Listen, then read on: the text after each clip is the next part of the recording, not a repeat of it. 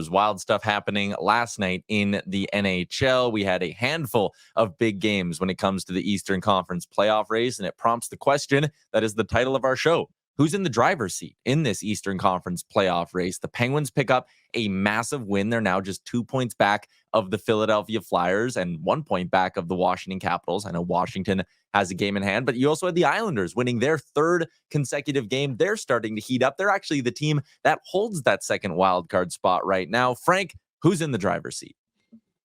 Mathematically, it's the New York Islanders. And if you take a look at the playoff odds, or percentages from our friend Micah Blake McCurdy. He's on Twitter at Ineffective Math. Take a look at this chart. So at the bottom, you see the dates, and this is only stretching back 2 weeks. But look how sharply, not just the Pittsburgh Penguins, but the New York Islanders have risen. And technically, the Islanders at 45% are north of both the Flyers and the Caps. And the fact that the Islanders are now in the position in the standings to hold that down, that makes sense, but that's not all those playoff chances are based on. It's not just math. The best part about his model is that it takes into account all of the underlying analytics to project out, these future games and the results. So technically it's the Islanders, and the fact that they've now been put in a playoff spot, to me, for the first time in what feels like forever, is fascinating. I just wonder about the Penguins, who have, here's the thing about pillow fights, Tyler, is when you continue in one long enough, there's a chance that someone just comes in and just delivers the knockout blow. And the Penguins are playing their best hockey of the year. So you look at their schedule, and this is a fantastic graphic from our crew here. This is what's left in front of them. They've got a tough slate. Because here's the thing, the Red Wings are hot on their heels, and all of these other teams, at least as of today, are playoff teams.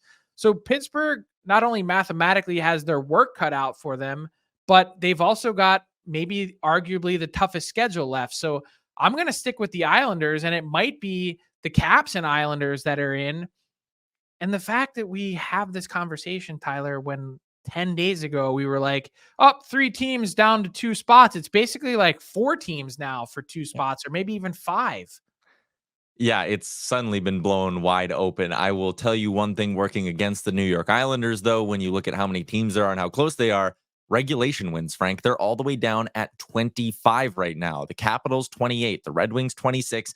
The Penguins have 30. That's 2 more than even the Flyers at 28. So something working in the Penguins' advantage here as we head down the stretch. One, tough schedule, sure, but head-to-head games against the Red Wings and Islanders that give you a little bit of controlling your fate.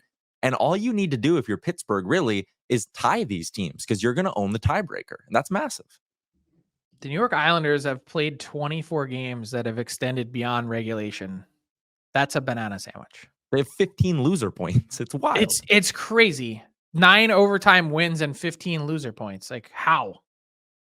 Yeah, it is insane. And this weekend, there are a bunch of big games when it comes to the playoff race. And it starts tonight. The Red Wings are taking on the New York Rangers.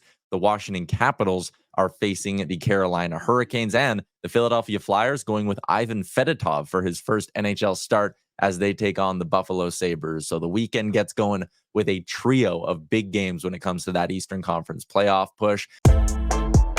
What's up, hockey fans? If you enjoyed that video, then you need to be hitting the subscribe button right here at Daily Faceoff. Exclusive interviews and analysis from our hockey insider Frank Seravalli, fantasy updates from Brock Sagan, and a daily live show at noon Eastern, Monday through Friday. You don't want to miss any of the fantastic content, so hit that subscribe button.